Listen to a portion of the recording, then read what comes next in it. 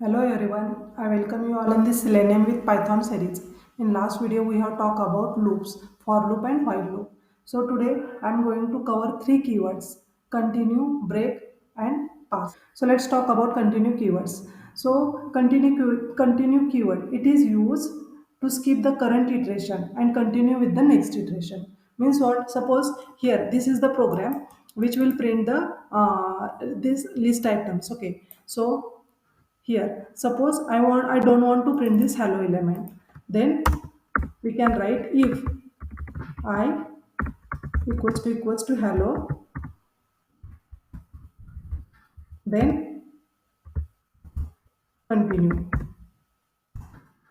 Means what? If hello word is there or if I equal to hello, then it will skip printing this element and it will go to the next iteration. Okay, so let's check. So my expectation here is I just want to print 1, 2, 5 and 6. Hello will be skipped because I have used continue statement, or I have used continue word keyword.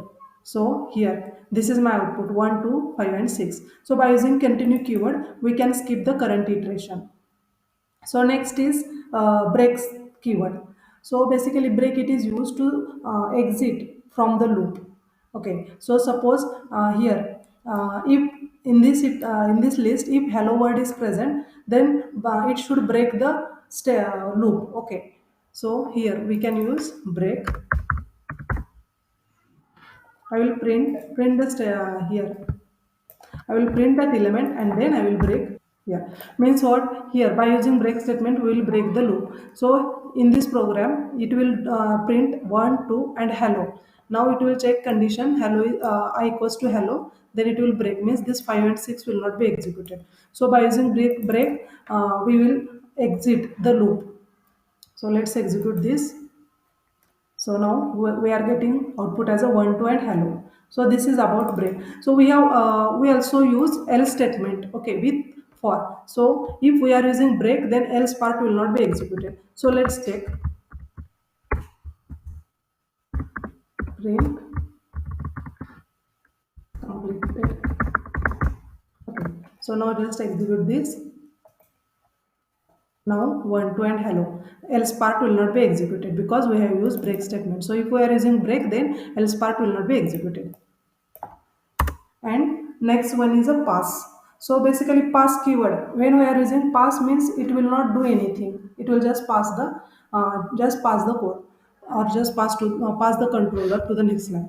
Okay, so in case of C++, Java, we are using curly bracket, yeah, for conditional statement and this loop statement.